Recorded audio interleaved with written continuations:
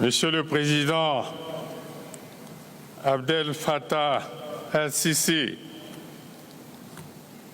Président de la République arabe d'Égypte, Mesdames et Messieurs les chefs d'État et de gouvernement, Monsieur le Secrétaire général des Nations unies, Mesdames et Messieurs,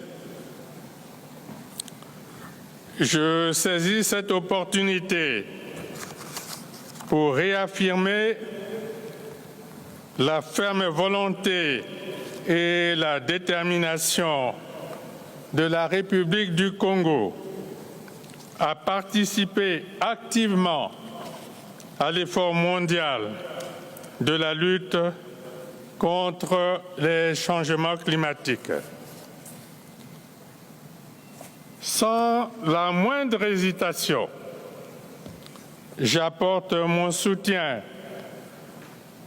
au président désigné de cette COP 27, qui est sans doute l'une des plus déterminantes depuis la signature de l'accord de Paris sur le climat en 2015. La COP 27 doit être une COP de l'action. Après tant d'annonces depuis des années et tant de promesses non tenues,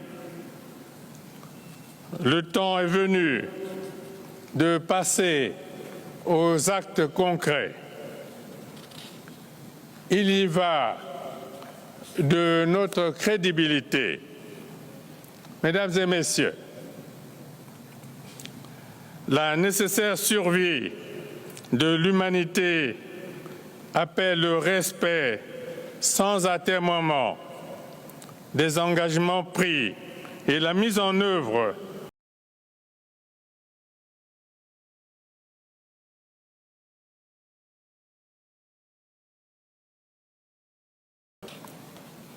face au dérèglement climatique. Le reboisement de la planète constitue, sans le moindre doute, l'une des solutions salvatrices les plus pertinentes.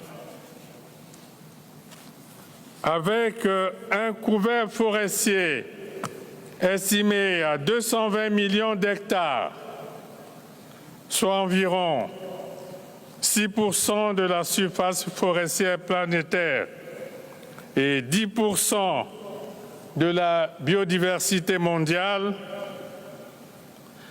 le bassin du Congo constitue la deuxième région forestière tropicale dense et humide après l'Amazonie.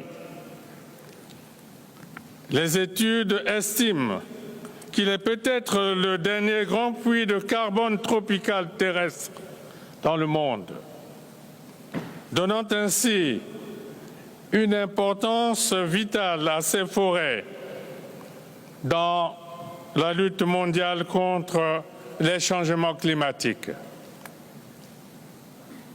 À lui seul, le bassin du Congo capture plus de 30 milliards de tonnes de gaz carbonique, soit l'équivalent de 3 années d'émissions cumulées de l'ensemble de nos pays. C'est à ce titre que conserver et protéger nos forêts est devenu une urgence qui nous engage tous à faire un choix politique décisif et d'exprimer notre solidarité avec le reste de l'humanité. Il convient de rappeler que la République du Congo a très tôt pris conscience de l'absolue nécessité de protéger, de reconstituer et d'étendre son couvert forestier. Depuis 40 ans, l'ensemble de notre population est ainsi invitée à planter un arbre dans le cadre de la Journée nationale de l'arbre, célébrée dans notre pays le 6 novembre de chaque année. C'est ce type d'action volontariste, jointe à un code forestier rigoureux, qui nous a permis de maintenir l'un des taux de déforestation le plus faible au monde. C'est dire que cette COP s'ouvre à une date symbolique. Et hier, avant de quitter mon pays, j'ai accompli avec l'ensemble du peuple congolais le devoir citoyen de planter un arbre. Ce devoir de portée universelle traduit la haute conscience de la population, dont le rôle n'est plus à déterminer dans la lutte contre le réchauffement climatique.